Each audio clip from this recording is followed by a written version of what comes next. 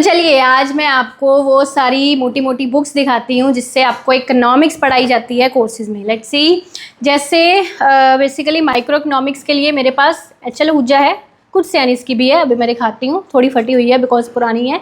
Macro economics के लिए ये एच एल आहूजा है, पब्लिक फाइनेंस की है एच एल भाटिया है, स्टैटिस्टिक्स की है एस सी गुप्ता है, ठीक है।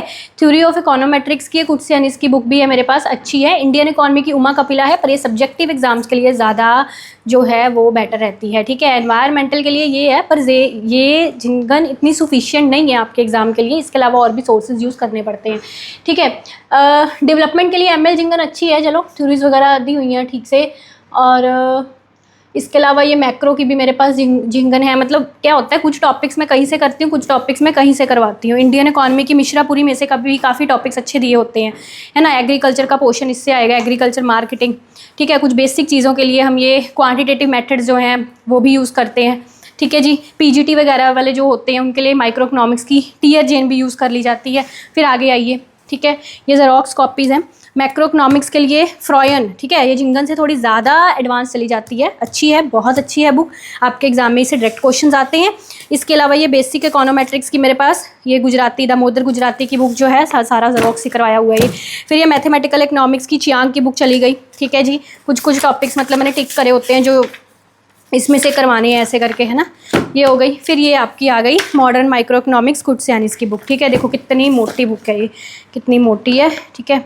इससे भी आपको मैंने फिर थ्योरी ऑफ फैक्टर प्राइसिंग हो गया, इस तरह की चीज़ें इससे करवाई हैं।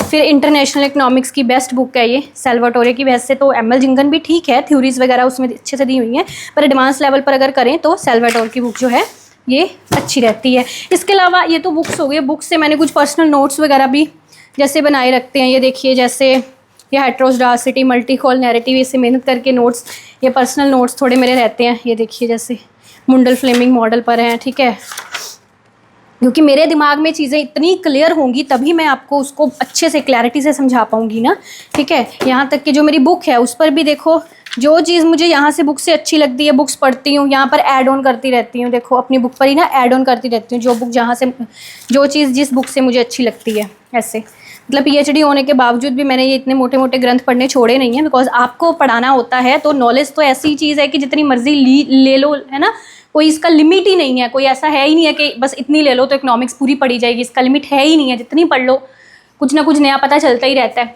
ठीक है जी। Best of luck, thank you.